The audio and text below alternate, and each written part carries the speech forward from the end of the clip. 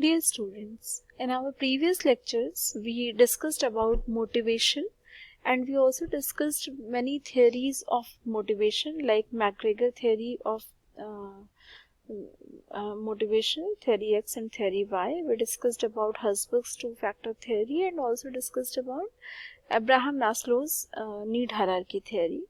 In our today's lecture, we are going to talk about theory Z, which was invented by the American economist and management professor William Auchi. William Auchi proposed theory Z as a hybrid model that blends elements of successful Japanese managerial practice with an assessment of US workers' needs. So it focuses heavily on a humanistic philosophy, teamwork, and consensus decision. So the Japanese style is different by the American style. So it is believed that the theory Z companies develop close cooperative trusting relationships among workers, managers and other groups. So the theory Z emphasizes that industrial teams are created within a stable work environment, and this match enables the employee to satisfy his needs for affiliation, independence and control. It contributes for the organization's needs of high quality and high productivity. There are many companies who practice theory Z, and among them Toyota, Nissan, Maruti are some best examples for the practice and outcome of theory Z. These organizations' levels of quality and productivity have been quite higher than their competitors in the respective countries. In fact, the rate of absenteeism and number of grievances in these companies are very low as compared to the similar organizations. The theory Z is based on certain assumptions, and the assumptions are like the theory Z revolves around the assumption that employees wants to enter into partnership with their employer and colleague.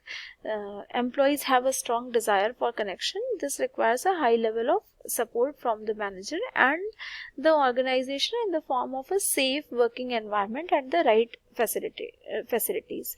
So this theory assumes that employees are willing to work and they are willing to participate in management process, and if they are given a right kind of environment like proper training etc. and a good working condition, so they want to connect with the management, with the company, and they want to contribute positively because they are motivated and will certainly helpful in the accomplishment of the organizational objective. Another assumption is that employees expect reciprocity and support from their organization. Employees find a work-life balance important and want to maintain this. So family, culture and traditions are therefore just as important as working conditions. So the theory Z also assumes that the employees trust that they can carry out their work properly with the right support from the management. So the employees expect a reciprocity. It means they want to contribute positively towards the attainment of organizational goals and objectives, and in return they also expect a work-life balance, and they give equal importance to their family, culture and tradition, as therefore just as important, like as much importance they give to their working conditions, they also want to give same importance to their family, culture and tradition. And this theory assumes that employees trust that they can carry out their work properly and they take the responsibility of their work. If the management is providing the right support to the employees, they can really do a wonderful job in the organization. The theory Z has certain characteristic, which is a blend of US and Japanese style. Like, it promotes the collective decision making. Employees participate in the decision making process of the organization. It also provides the it also characterizes the long term employment. It means the employment should not be for the short term, it should be a lifelong employment, so that morally and emotionally the employees will be connected with the company.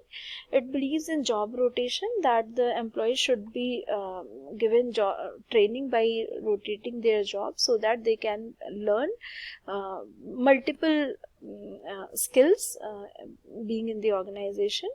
Also, it promotes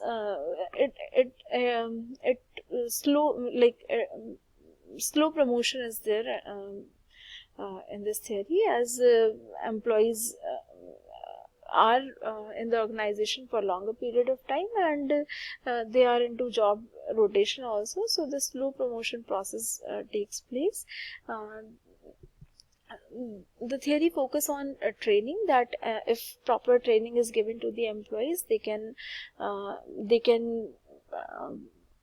practice best, and they can do their best in the organization. And care for the personal circumstances means the personal circumstances or the family culture of the employee should be given the equal importance by the management, and a formalized measure should be there to measure the performance and other things. And the employees should take the individual responsibility, and they will willingly take the individual responsibility of their work if they trust that they will get the proper support from the management. Moving towards more into motivation, there are two types of incentives which motivates people. One is financial incentives, another is non-financial incentive. The financial incentive is directly related to the motivation, as money is an important motivator always. So the common uses of money is like the wages, salary, bonus, retirement benefits, medical reimbursement, etc. So if a company has that good salary structure, they have good plans for the bonus, and they provide the retirement benefits and medical reimbursement, etc. to their employees, the employees want to stay with the company in longer run, and management needs to increase these financial incentives, making wages and salaries competitive between various organizations, so as to attract and hold the workforce. Means the employees should be confident enough that the organization is providing them the best financial incentives in terms of wages and salaries, which even if they go to any other organization, they will there will not be much difference. So it helps the employees to stay back in the organization, and it also helps to the external workforce to attract towards the company. Then comes your non-financial incentive. This non-financial incentive has several things, like the work, if the work of the employee is appreciated, if the employee do a good job, and if it is well praised by the management, they feel motivated. Competition is another non-financial incentive.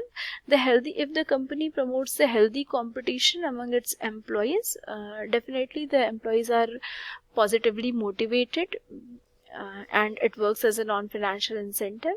Group incentives, like if a group of people is performing well, and the organization recognize their efforts, so it is again another non-financial incentive. and knowledge of the result. If the employees knows the outcome is the result of doing certain tasks, so and if the results and if they feel that results are really fruitful for them, so they will definitely do their best to accomplish that particular task.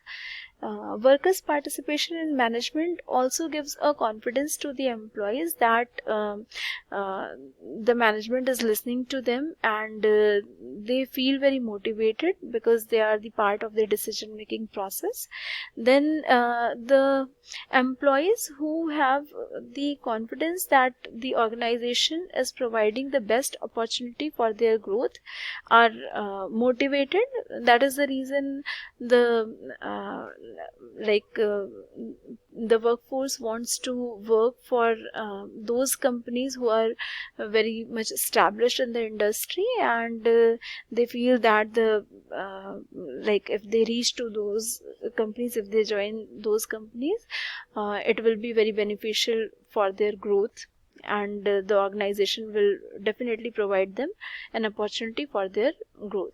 Job enrichment is again another non-financial incentive. So if the organizations work on job enrichment, it motivates the employees positively.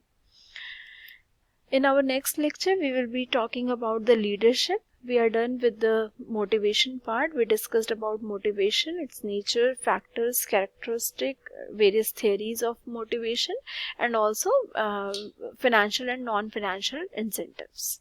Thank you so much.